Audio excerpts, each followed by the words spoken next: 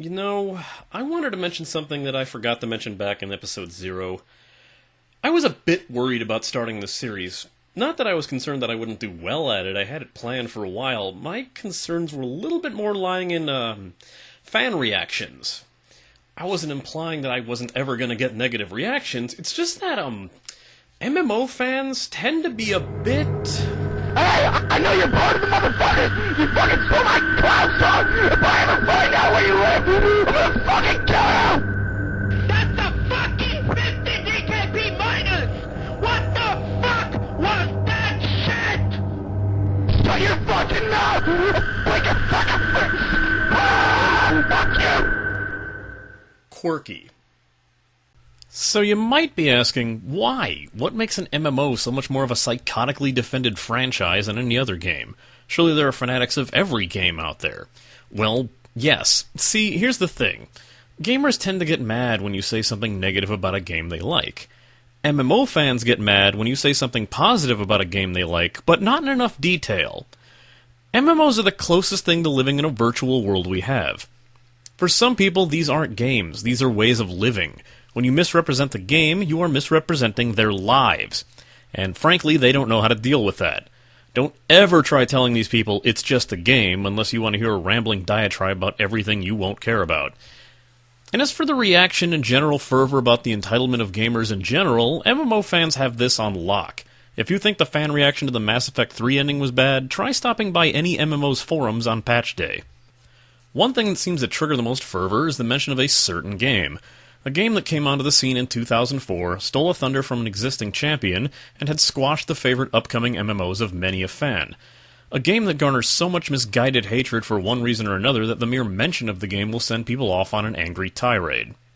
Well, I hope that this time you won't get upset at me for mentioning that game over and over again, because this is the MMO Grinder, and it's time to look at World of Warcraft.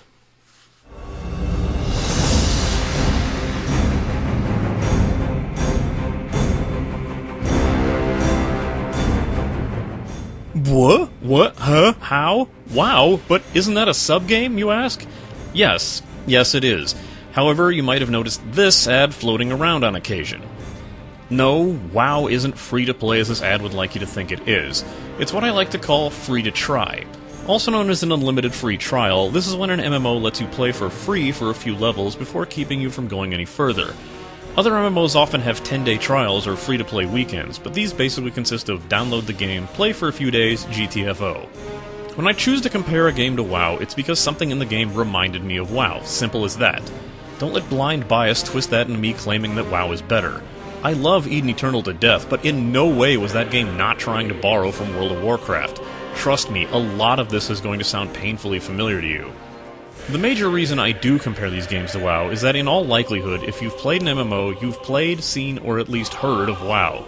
Yes, it's pretty presumptuous to assume everyone has, in the same manner that it's presumptuous to say everyone has eaten at McDonald's, but I can guarantee you've at least seen or heard of McDonald's. Same principle applies. The game is so ingrained in pop culture that unless you spend all your time away from mass media, the names probably come up. It's served as the punchline to sitcom jokes, questions on Jeopardy, and some of its memes have leaked so far outside the culture they're being referenced on unrelated shows like Psych, or a deleted scene from the movie Monster vs. Aliens. Overall, the result of this is that people are either tired of hearing about it, or they're pissed that their favorite MMO isn't being referenced on the Big Bang Theory. Oh yeah, origin and story, yeah, I should probably get to that, shouldn't I? Developed and published by Blizzard Entertainment, World of Warcraft was released in November of 2004 to massive unexpected sales. So much so that the servers initially couldn't handle the traffic and forced the company to halt production of the game. It's actually the whole reason I decided to pick it up. No joke. Since then, it's rose to record-breaking subscription numbers, released a few expansions since, and despite being on a current and noticeable decline in memberships, it remains to this day as the most popular subscription MMO on the market. Initially taking place 4 years after the events of the RTS game Warcraft 3, the story continues the aftermath of the events of the Frozen Throne.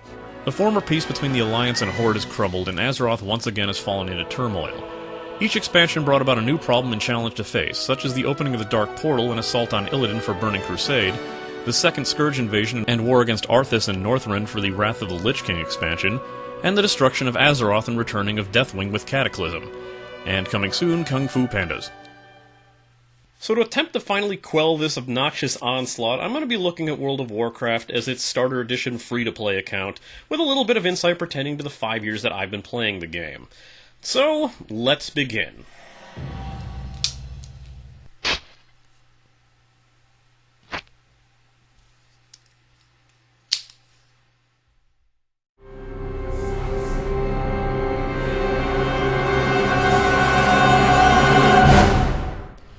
Here's where the haters of WoW love to point. The graphics in WoW are bright, polygonal, cartoony, and in the mind of many, very, very dated.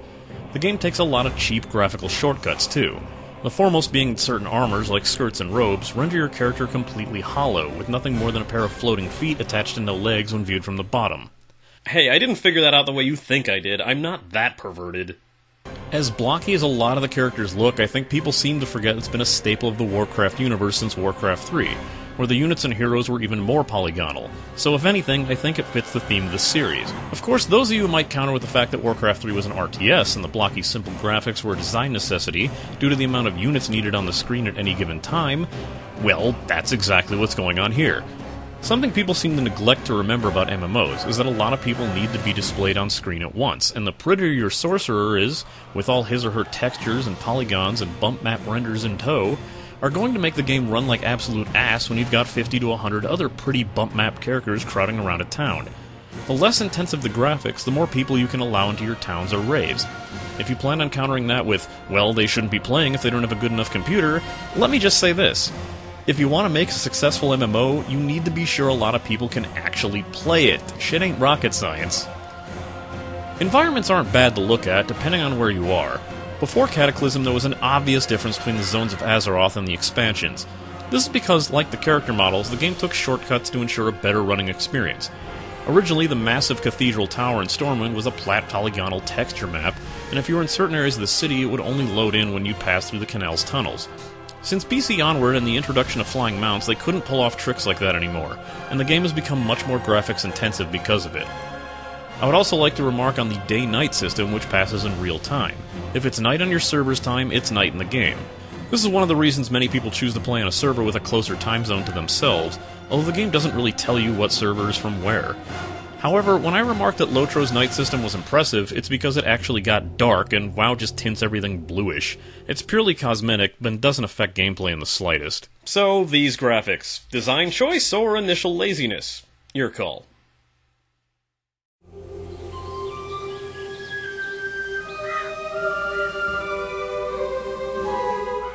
You know, I forgot how much I like this soundtrack. It's really well done and composed, fitting in well with the fantasy theme by staying mostly orchestrated.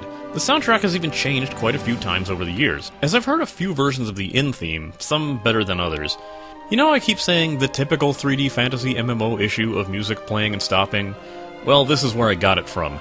Most people seem to shut off the music completely, but if you really enjoy it, you can even set it to loop in the options menu. This game's sound effects, well, they work, even though I have run across some stock sound effects. Let's say you've probably heard these bears before, in every other game featuring bears or a beast that emits a low roaring noise.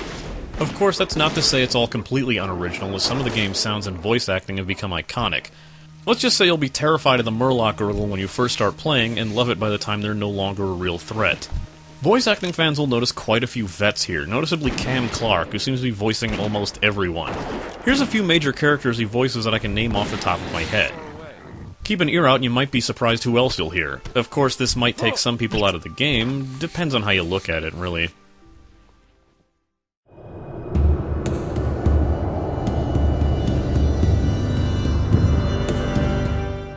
Alright, I stated this was going to be a review of the trial version of the game, aka the Starter Edition, so allow me to list off the restrictions of the Starter Edition now and explain them further when I get to that part. A Starter Edition cannot use the mailbox system, cannot send whispers to non-friends, cannot use the auction house, cannot join guilds, cannot speak in major chat channels or use the yell function, cannot invite others into a party. You know, all the things that make an MMO an MMO.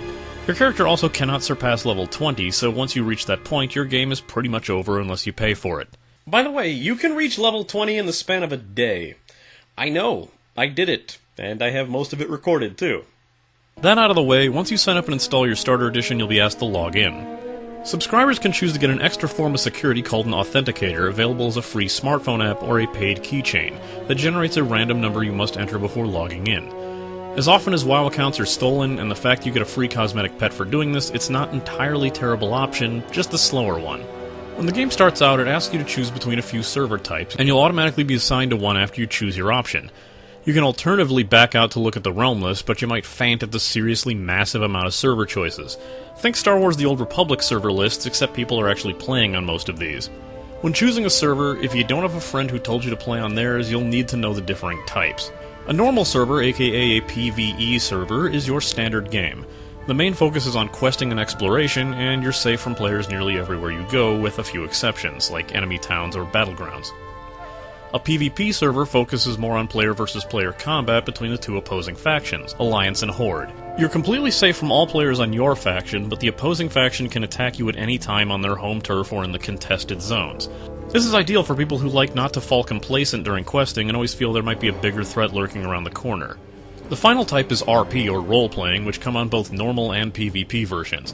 Ideally, these are a place for those that want to fully immerse themselves in the game's world and act out their characters and stories. Unfortunately, the players of WoW generally see these people as super nerds or sleazy cybersex-obsessed creeps, and will often come across servers to troll the shit out of them. Despite Blizzard's original strict naming policy, they do nothing to police these rules, and their support for RP server violations amounts to "cool story, bro."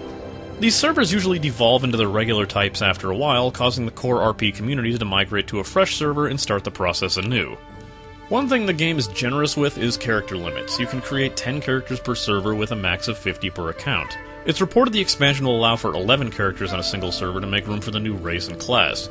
You can create characters for either faction, except on a PvP server where you're stuck with the first faction you choose unless you delete all the characters of that faction.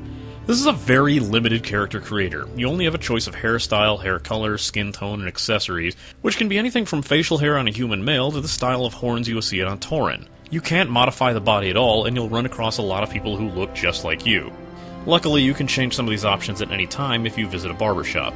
Now let's go over the races and factions. The blue side of the Alliance and the red side of the Horde.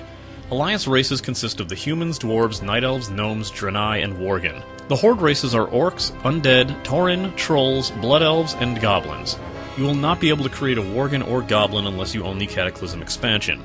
Your race isn't purely cosmetic, as you're limited to what class you can choose, and each race has some special ability that might make them more or less suited to a certain class, but it's not set in stone. Hell, my old raiding guild had a gnome as the main tank. Classes are as follows. Warriors are usable by any race and are your typical armor-wearing melee class. Most utilized as tanks with a protection skill tree, a warrior can also choose to play a more damage-based role as a fury warrior or an arms warrior. Paladins are another armored melee class with the ability to provide healing and spell support.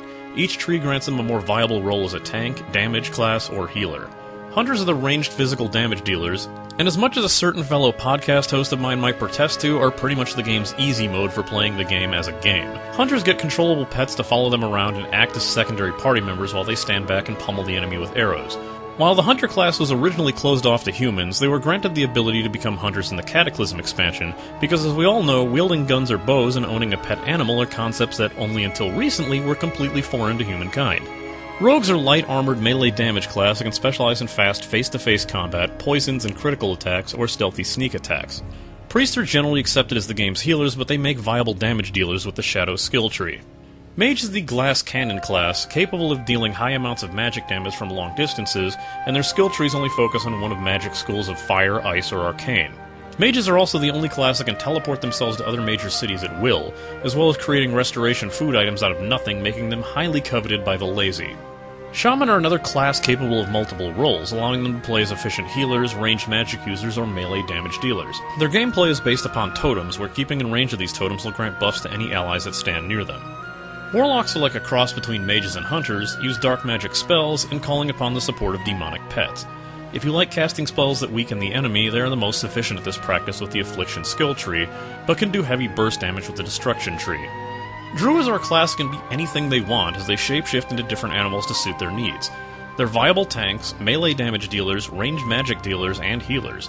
It all depends on how you set them up.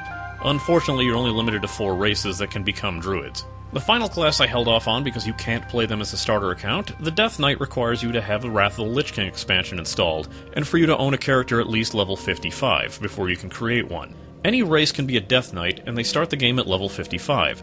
The Death Knight is a melee class that can be a viable tank, but also uses spell damage to enhance their attacks.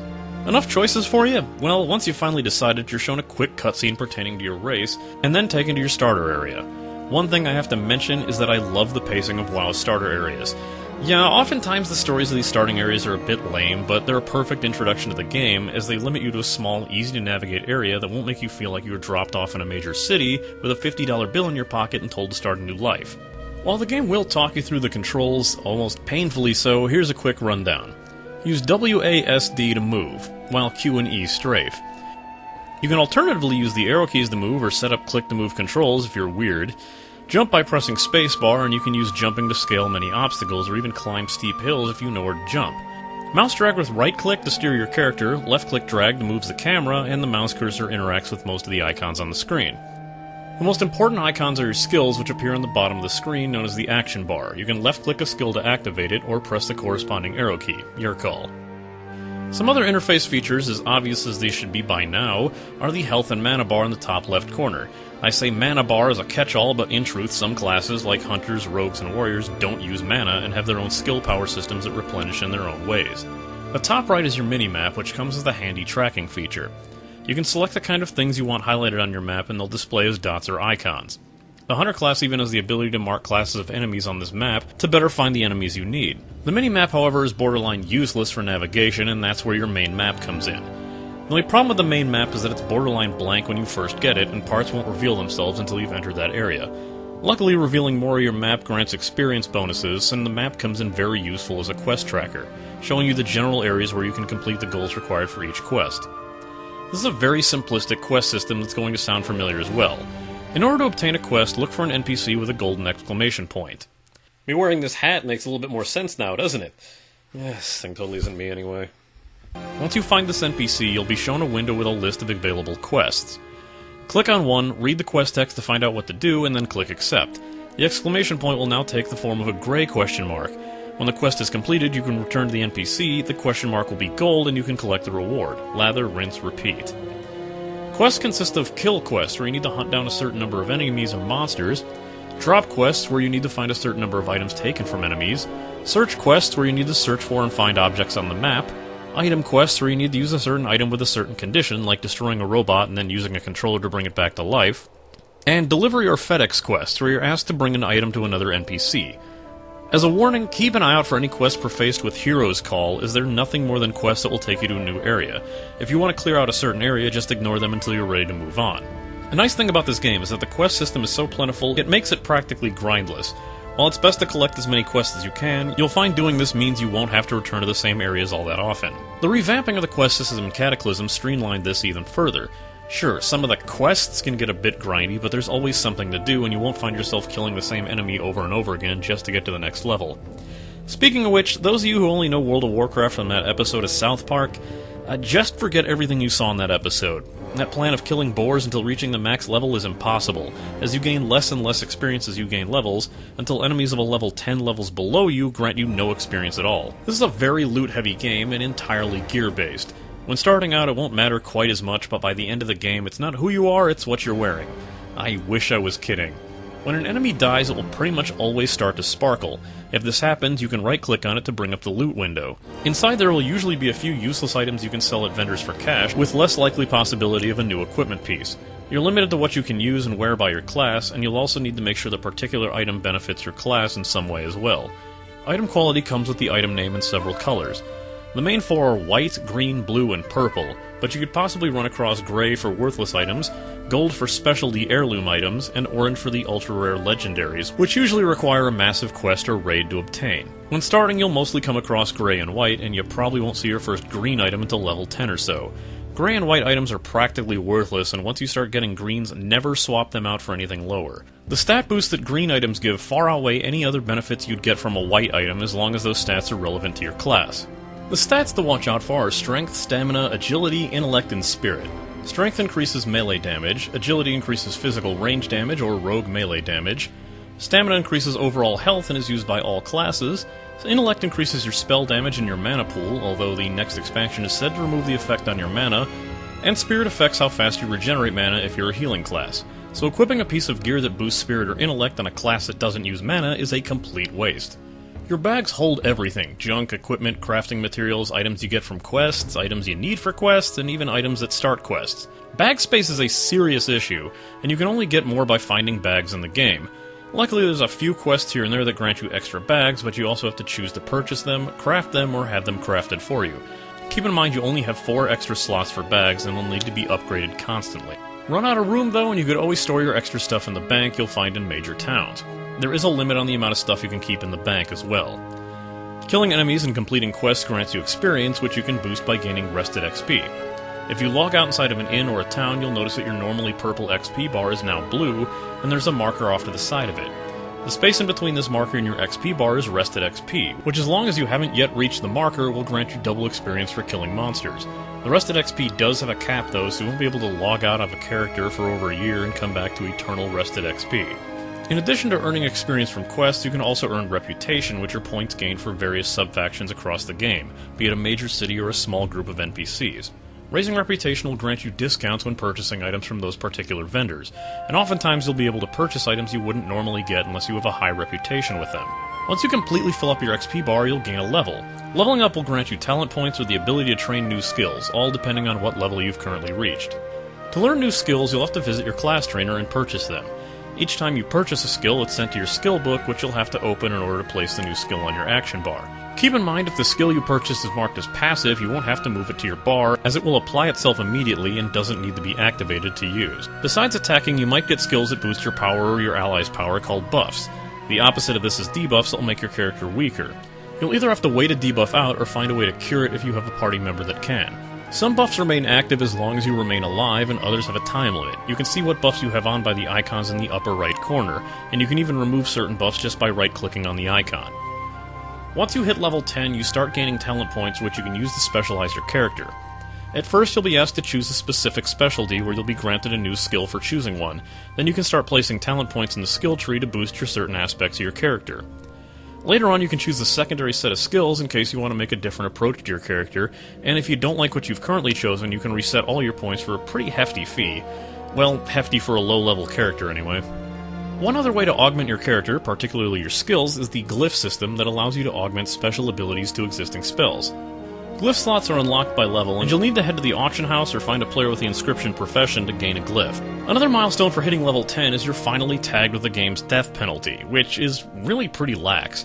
When you die, you have one of two options: walk back to the spot where you died and come back to life, or resurrect with the Spirit Healer, a massive angel standing at the graveyard.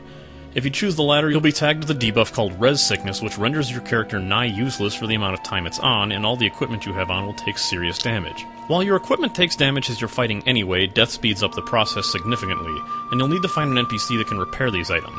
If an equipment piece is damaged fully, it's not destroyed, but it's rendered useless and you'll gain none of the benefits from wearing it. Repairs can get steep later on, as it all depends on the kind of gear you're wearing and how high quality it is. Here's what you need to know about enemies. There are two types of enemy AI, dormant and aggressive. A dormant enemy's name will be in yellow and won't attack you unless you strike first, while aggressive enemy's name will be in orange and will attack you when you come within range. You can usually run from enemies that are attacking you, and they'll reset their position and regain all their health if you run far enough.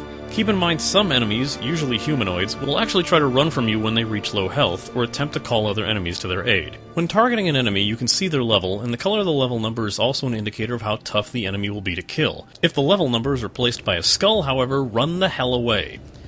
Another thing to watch out for is when an enemy portrait is surrounded by a gold dragon. If you see one, it's an elite enemy, and even if it's the same level as you, or just a bit lower, there's a good chance it'll kick your ass, so be careful. However, if you see an enemy with a silver dragon around its portrait, it's what's referred to as a rare enemy, an enemy that spawns at a much lower rate and usually has a special name. Killing this enemy will guarantee it drops a decent equipment piece. Speaking of respawns, I might as well explain what that means. See, in order to make sure there's always enemies to kill, the monsters in most MMOs will reappear after a certain amount of time. Some games have a balance for this. Warcraft does not. There's enemies that take forever to respawn when you need to kill a few of them, and there's others that respawn the literal second you kill them. This can make for an overall frustrating experience when soloing, when you manage to fight a pack of gnolls only to have them continuously resurrect in front of your eyes. It's been that way since the beginning, and I honestly don't get the logic behind it. You'll notice that Azeroth is a big world, and getting around on foot isn't always ideal. Luckily, many forms of fast travel have been put in place over the years. The first and most often used is the flight points, flying animal taxis that take you from point A to point B for a price. It's much faster than getting around on foot, and your primary form of travel when starting out. Originally, you have to discover the flight point on your own, but now the game grants access to all available flight points that are within your character level. You might also notice a stone in your inventory called a Hearthstone. This stone will allow you to teleport back to your home point, but it can only be used once every half hour, and you must remember to head to an innkeeper of your choice and choose the Make This In Your Home option, or you'll be sent back to the starting area each time you use it. Finally, cross-continent travel is done by boat, and it's a pretty simple procedure. Once you find the appropriate dock, you simply wait for the boat to arrive and climb aboard. It usually only takes a minute or two for the boat to arrive, and travel is practically instant. The game features a pretty simple crafting system where you can choose from several professions. Although you're limited to only 2 primary professions, you can claim all the secondary professions like first aid, fishing, cooking, and archaeology if you wish. Primary professions consist of gathering, like skinning, mining, and herbalism, or the crafting professions like blacksmithing, tailoring, and alchemy. Keep in mind that many gathering professions complement certain crafting professions, so if you want to be a self-sufficient crafter, you need to choose a complementary gathering and crafting profession. Or if you want to make a mint on the auction house, just pick 2 different gathering professions and sell everything you find. In order to craft, click on one of the professions tabs in your skill book and select your crafting skill, provided you learned one. You can also drag this skill to your action bar for easier access. Crafting is as simple as clicking on the item you wish to make and clicking craft. Gathering the materials, not as simple. Prepare to lose as much gold as you make trying to get your skills up. One thing I'd say that makes this a bit more unique than standard MMOs is the addition of a vehicle system that was introduced with the second expansion. I'm not talking about mounts. This is a system where you could board certain vehicles and take control of them, gaining a control panel of different abilities. You could be piloting a tank, riding a mammoth, wearing a robot suit, or even standing on the shoulders of a giant. Vehicle quests usually have some sort of gimmick to them, involve killing a lot of enemies, or taking down a very tough enemy that would be impossible or time-consuming otherwise. I kind of forgot about this during an early vehicle quest where I was supposed to hijack a harvester and use it to kill 25 other harvesters. And only till I killed about 20 of them by myself did I realize that I was supposed to hijack the vehicle first. I am a bit too used to Korean MMOs, I guess. The most coveted thing you'll get, and unfortunately will be the last thing you can do as a starter account, is to purchase a mount. You'll need to be level 20 and have roughly 5 gold in order to purchase one. This price comes down the higher reputation you have with your faction. 5 gold might seem like a lot, but it's way better than the 100 gold it used to cost. With your first mount, you can travel at 60% faster speed, and later mounts let you travel at 100% faster speed, and even fly. Since I said I'm only sticking with the starter edition, I still want to give a few tips for those starting out and might want to go the long haul by subscribing. First off, stick to your zone. While it's very fun to explore the game, it's just as dangerous to wander off to an area you've not been to without any quest asking you to go there. My best example would be crossing the southern river in Elwyn Forest. Doing so will take you to Duskwood, where you'll be greeted by a pack of rabid wolves over level 20. Not the best place to explore when you're level 7. Second, use the number lock key to auto-run. When you lack a mount, you'll be doing a lot of walking, and if you don't want your hand to get tired by holding down the W key, just point in the direction you want to go and press number lock. Just keep an eye on your character so they don't run into a bad situation. Third, don't spread around your talent points. The revamp of the talent system makes this much less of an issue than it used to be, but don't try to put 1 point in everything or you'll end up with a really mediocre character with no real strength. Focus on what you like, and remember you can change it later. Fourth, save your gathered materials. Even if you're not a crafter and have no plans on taking first aid, linen cloth is always in high demand, and you can get your character set for a long time at the auction house. Finally, avoid spammed invites, or what I like to call spamvites. This is when you're minding your own business and suddenly you see a pop-up window inviting you to be a part of a guild.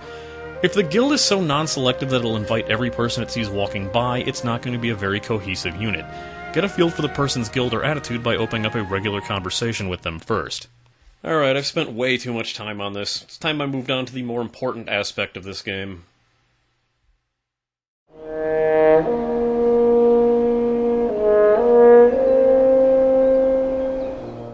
My god, these people. The popular game principle definitely comes into play here. There's just hundreds upon hundreds of people online at any given time, and chat channels can become a spammy nightmare. Cities can become traffic-packed fests of obnoxious rowdiness, but it does seem to be more affected by the type of server and its population.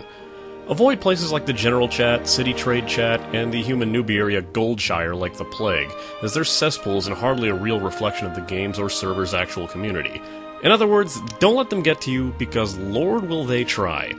Chat channels consist of general, which is more or less anything goes chat, where people usually ask questions or just chat. There's also trade chat, which is only available in cities. There are other chat channels as well, but they're far less utilized. Of course, you can't speak in any of them as a starter account, so I'm only mentioning them for the sake of clarity. The foremost community activity is grouping or partying with others. You may only have 5 people in a party, and when in a party, experience and money are shared with everyone, while loot is done in a round-robin style by default, with good quality equipment and items given a roll chance where everyone generates a random number and the highest one gets the item. There's 3 options for rolling: need, greed, and pass. Need is the highest priority, and if only one person chooses need and all other people choose greed, the person who rolled need gets the loot regardless of how the other rolls turn out. Rolling need is considered douchey unless it's obvious you do need the item, and it's polite to ask when in a new party. However, don't roll need on items you clearly don't need, like a robe with intelligence and spirit if you're playing as a rogue. Doing this will often get you kicked out of groups for being a ninja. The major issue with grouping for quests surfaced in Wrath the Lich King with the introduction of phasing. In order to make it seem like your actions have an actual impact on the world, some quests will lead you to alternate versions of areas, like a town might be on fire for one player and still intact for another. The problem is when trying to group with someone outside of your current phase, your party members might vanish in front of your eyes. This renders your current party useless until your party members have caught up, so be very wary of this. A nice thing about this game is the way they dealt with the major MMO issue of kill stealing. In WoW, when you attack an enemy, that enemy becomes yours regardless of who delivers the final blow or does the most damage. While a high-level player blasting an enemy you're fighting will significantly lower the amount of experience you'd get from the kill normally, the credit, loot, and cash is still yours for the taking. The lesser experience is much more insignificant than you'd think, as you'll gain most of your experience from completing quests. Another big draw to the game are the instance dungeons. Accessible through portals or the dungeon finder at level 15, these are set-aside areas where you'll need a full party or high-level player to complete your run through a series of bosses. This is also where you'll get the best gear for your level, so it's ideal to make frequent runs through them while you quest. The Dungeon Finder makes entering these much easier, as you can queue up for all the appropriate ones you can enter while you're still out questing. A word of advice though, you'll probably not get the best experience with the first few dungeons, as veterans with much better gear for their level will probably just tear through them with little regard. As a newbie, do your best to queue only as a damage class until you get a better feel of how tanking or healing works, especially if you don't want to be yelled at by people who've spent way too much time playing this game and assume everyone else has as well. Raids, which you definitely won't experience unless you pay for this game, are dungeons to the 10th power. These allow for parties of 10 to 25 to fight through massive dungeons for a chance to earn some of the best loot available in the game. The biggest issue is that getting into these raids and being successful at them is much harder if you're not in a raiding guild. Although the recently added Raid Finder feature makes the former simpler, you'll still need to know just how the boss fights work or you'll get nowhere. The PvP system has a few versions, the most basic being Battlegrounds, which acts as a typical player versus player games of capture the flag, capture and hold, or full-scale wars. You can enter a few Battlegrounds at level 10, but you'll get access to more as you level up. Later on, you can participate in arena matches where you can face off against pre-selected teams from your own faction. There's also World PvP where certain maps are granted goals, such as tower capture, that will grant buffs to the victorious faction for a certain period of time. Many of these are in Outland, but the game has since steered away from this method. You'll still find the occasional capital city raid where the opposing faction will storm your city looking to kill the leader. You're locked out of this feature in a starter account, but the guild system in this game is more than just a large group of people who can contact each other at any time. Guilds now earn experience by having their members complete tasks together, and the higher a guild's level, the more benefits their members have. For example, you can get a boost to the amount of experience you earn, or have discounts on vendor items, all by being in a guild, so the benefits are there. Guilds usually have a goal among all members, as there are family-style guilds where everyone just helps each other out, PvP guilds that focus on PvP activities, RP guilds that encourage role-playing, and raiding guilds that spend months at a time arguing over who gets a digital stick with its name written in purple text. Guilds also possess guild banks, which allows players in the guild to store and share unwanted items with the rest of the guild. These are often the targets of account hackers, so make sure you have good account security, or at least, if you're running the guild, are a bit more discerning over bank access. Another community aspect withheld from you in the starter account is access to the auction house. This is where you're going to make or lose most of your money in the game. There are 3 tabs where you can search and bid on auctions, post auctions of your own, or check your existing bids and auctions. When you sell an item, the auction house takes a cut of the sales price and you won't receive the cash in the mail for at least an hour. Buying items is instant, however. Here's what's probably the major problem with the community of World of Warcraft. As a whole, each player feels there is a right way to play this game. Did you choose this piece of gear over another? You're wrong. Did you place a talent point into this skill? Wrong. Go respec. Did you use this particular glyph? Bad choice. Use this one instead. The game's been around for so long that the core of the community is unwilling to let people play a certain way, especially if they wish to PvP or raid, and I find that very disheartening, especially considering the game is pretty much made that way. You don't play a character, you fill a slot. You're a number in a bot, expected to perform an exact standard, and to be honest, it's really draining once you reach a higher level. The beginning of the game is exciting and fresh, but when you reach the end of the game, the people treat it like a chore, and you'll notice a lot of people vanishing from the game. Be prepared for it.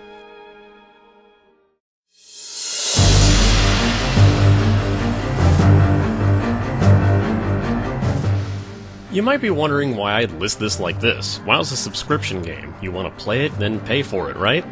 Well, Blizzard does have a cash shop. In here you can purchase the full game, the unincluded expansions, and even months of game time, all from the site. Originally, you needed a credit card to sign up, but I think the inclusion of this method changed that. You can alternatively use time cards that can be purchased in most stores that sell video games. The shop itself also contains a bunch of cosmetic pets as well as mounts that will be given to all the characters on your account. Pets usually run for $10 and mounts run for $25. It's up to you if you think that's really a worthy purchase. You can also pay for alternate services, like changing the server your character is on, their name, race, or even faction. These range from $10 for a name change, $25 for a transfer or race change, to $30 for a faction change. Seriously steep prices, especially if you want to move over a lot of your characters. With all the limits placed on the game as a starter account, you'll need to purchase the game in order to really enjoy it. Luckily, the first two expansions go for only $20, and your first month is included with them. But when you factor in $30 more for Wrath of the Lich King and $40 more for Cataclysm, this game goes for $90 just to get the full experience, and it costs $15 a month on top of that just to keep playing. It's a serious investment. This is why I called the game free to try. As a free-to-play model, it's atrocious, especially when the sheer amount of limits are placed upon you. Either enjoy playing limited and alone, or purchase and subscribe and actually get the ability to talk with more than just yourself.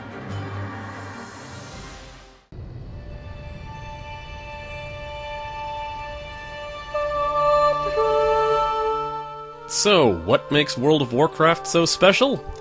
Absolutely nothing. As you might have guessed from this, the game is one of the most basic fantasy MMOs out there, and yet it's still the one everyone is trying to top with gimmick upon gimmick. The overly simplistic nature of the game is what made it so popular in the first place, and while I sure as hell wouldn't call it the best MMO ever made, as I don't believe there is such a thing, I will say it'll probably remain on top for a while, and no game is going to be able to usurp its throne upon launch unless it's already begun to slip. Here's my final rating. The nice thing about a game that's old is it's usually well established. With the amount of time and money put into this game, you at least know you have a complete experience on your hands. Azeroth remains one of the most interesting and expansive worlds of any game I've played, and exploring it is half the fun. If you enjoy that, you might get a kick out of this game. There's also quite a bit of races, classes, and class specialties to choose from, and learning to play them all will feel like a new experience each time you start fresh. Unless you're hardcore into this game, avoid buying any of the specialty mounts or pets in the shop, as the prices are incredibly steep. Even if it is nice you get to keep them on all your characters. Again, this is a subscription game, so if you really want to play it, you're going to have to pay for it. 20 levels is barely a taste, but at least you'll get enough of a feel for the game to know if you'll really want to make the plunge. If you don't have the time or the cash to afford, don't even start playing this game. While I will say I found myself saving money in the long run when I was an active subscriber, as I wasn't tempted to keep heading out and buying the latest PC and console releases, when you start adding up the dollars, it doesn't make sense if you can't play all the time. This is the most basic fantasy MMO on the market, with no real gimmicks to set it apart from the others. So if this formula didn't work for you in EverQuest, Aeon, or another fantasy MMO, this game probably won't be the one to finally convert you. With great popularity comes great annoyance, and choosing a server that's overpopulated might render the game unplayable for the sheer amount of players running around, crowding the quest areas. Another issue with the population and age of this game is that people tend to assume that everyone has played it, and because of that, people will expect that you've played it too. Unless you've got a friend willing to guide you through it, or willing to learn things on your own, I'd steer clear if you're brand new to MMOs. Sorry that was such a long effort, and a especially redundant one, but I hope you understand why I reference this game so much when I'm doing my other MMO reviews. So if someone complains about it now, I can just point them right to this review and drink to their health. Nice and hot. Since I'm certain a lot more of you are sensible, I'm still annoyed by arguing with so many sets of deaf ears completely incapable of believing they're anything but right, so I'd like to point you to another video by a friend and podcast co-host Tiger of Mud to MMO, who had his own take on this WoW-hating phenomenon after spending some time with Old Republic. Feel free to check out his video here, or in the link provided, and if you don't agree, well, go yell at him for once. Can I say WoW is going to remain the go-to reference for years to come? Well, it's long overdue for a successor, but it'll have to end itself long before a new game becomes the go-to joke in a sitcom. But hey, Big Bang Theory did reference Old Republic recently, though I'm pretty sure EA paid them to do it.